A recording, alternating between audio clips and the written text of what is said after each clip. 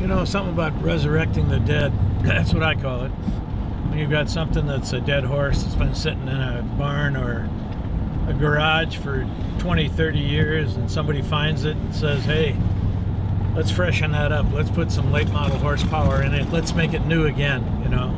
That's the joy in all this for me, anyway.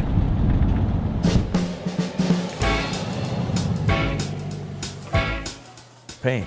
There are so many ways to build it.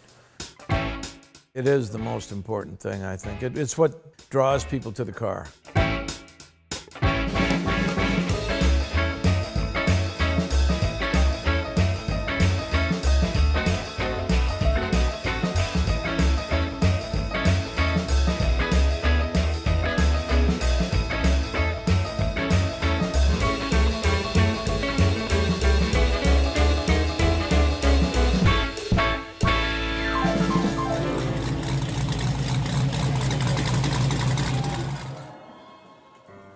In school, I would look at the car magazines, you know, they were small then. Carcraft was a small little magazine. You could put it inside your school book. That's what got me started, you know. I started painting motorcycles because they were small, and I consider them today to be difficult items to paint. Because when you're painting a small item with a large gun, you know, you have to know how to set the gun up to do it right. You know, this is a great way to learn how to paint, and so that's what I started with. I went to a Honda dealer one day and they just started bringing them over, the CL72s and 77s.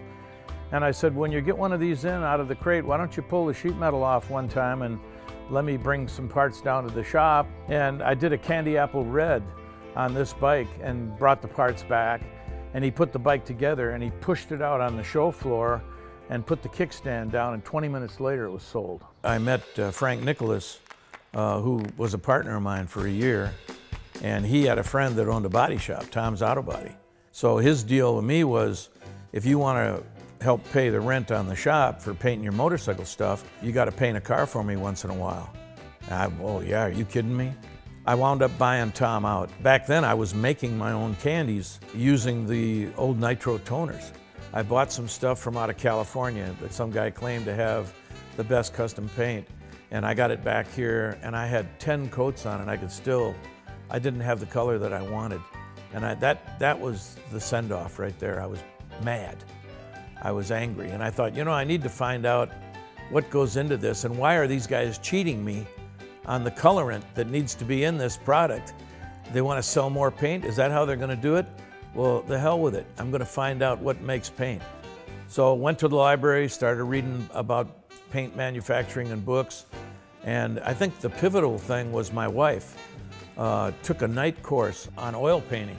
The guy next to her was a doctor of polymer chemistry, working for a resin company that makes paints for automobiles. With that start and using his name, I was able to get into some big companies that normally would never talk to some little guy, you know? And so I found out which resin was the best one for what I was trying to do. And I started buying drums of resin and making my own stuff, never intending to sell 10 cents of it to anybody. I was doing it for me. I just wanted to have control over what I was doing.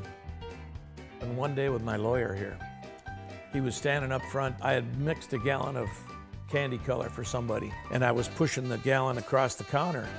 And he said, "What's that?" I said, "Well, I just sold him a gallon of my candy paint that I make." And he said, "Where's the label? What, you don't have a label?"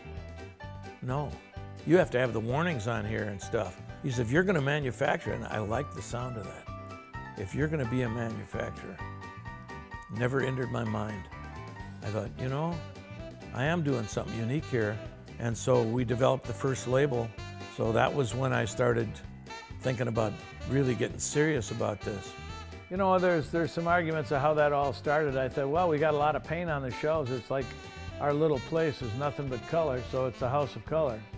And then I changed it to K on the color just because of my last name, Kosmoski. And I got permission to do that from George Barris. He invited me in the shop and just said, I mean, I was just a kid, you know, he was really friendly. He said, just walk around, help yourself, you know. They caught me in the paint room and told me to get out of there. They didn't want me in the paint room. I started going to the car shows with the stuff that I had painted, and I started winning all these best paint awards. I mean, I was taking them from everybody because of the quality of the color. Walk into a show at one point in time, and you could point at the cars that had House of Kolor on them because they stood out that much. I think it was 1980 when I closed the body shop and realized that the tail had started to wag the dog. You know, we always thought that the tail was the paint business. We're just never going to get that big with it. It turned out to dominate. It was hard to pay the bills. We had to get a line of credit.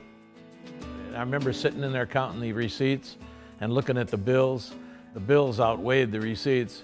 And so that's when the hours grew. I started putting in my 12, 14-hour days.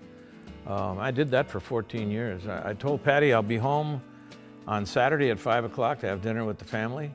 And I'm coming in the morning on Sunday. I'll be home at noon to spend the rest of the day with the family, whatever we want to do. It was 7 days a week, you know, for a lot of years to build up, just to stay alive, to stay here and make it happen. You know, we started out with 50-gallon batches and then grew to 150-gallon batches. That was right at the time that I started doing the urethane coatings. I had the first wet-on-wet European technology. Heavy UV to protect the finishes, the crack-resistant coatings, using pure 100% organic pigments, the candy base coats, the encapsulated bases, the super transparent candies. Yeah, they all came from me.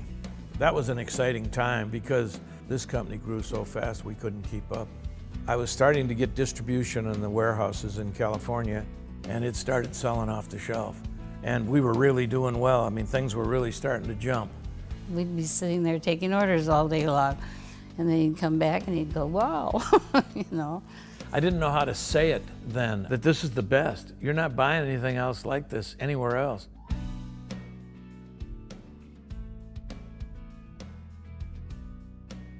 I think the Egyptians were the first civilization to spend a lot of time on art. And so they always interested me, the Egyptians. And so I would buy manuals and read stuff about the findings at King Tut's tomb and all that. And when they unwrapped him, the closest thing to his chest was a scarab beetle. And I thought, why was that so important to him that it was the closest thing to his body before they wrapped him? They would watch the beetle scurry along the sand with food and dig a hole and go down in the ground. And the next day at noon, they'd be in the same place and they'd see the beetle come back up out of the sand and live another full lifetime. So it was considered the sign of everlasting life. I thought, this is the perfect logo for my company. One that has everlasting life, and who better to show it off than Ra, the sun god? The city of Minneapolis, they were going to start fining me $10,000 a month because I was over the city's VOC limits. I bought a building down here, and that was going to be the new House of Kolor. I mean, we were set up to expand, and then the city said, we do not want you there.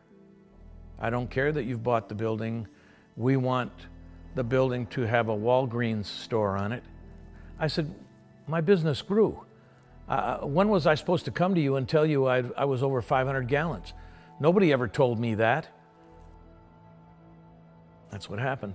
There's a Walgreens down there now on 46th and Hiawatha.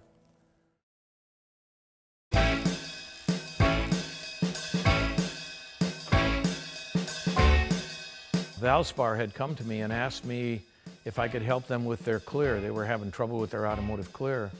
I'm developing new colors, which is the exciting part for me. And it's good to be back in the trenches.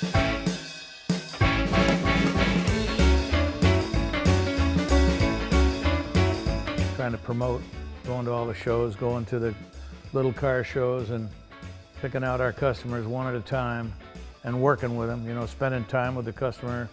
That's the key thing, you know. Large companies are trying to figure out what does it take to keep your customer.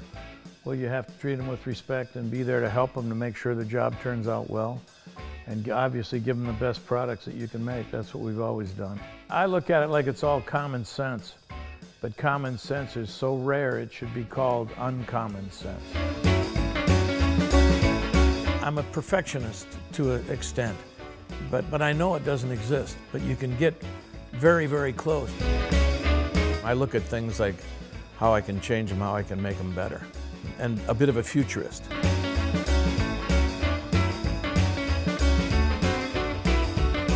Always working on new stuff.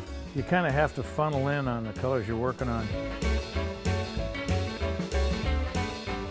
I haven't met anybody that's got it all figured out, but I've probably made more mistakes than most people you know because I've been out there breaking ground. I just don't think the paint industry would be where it is if it weren't for him. Mainly as an innovator. I mean, that truly is what he is. He's the color guy.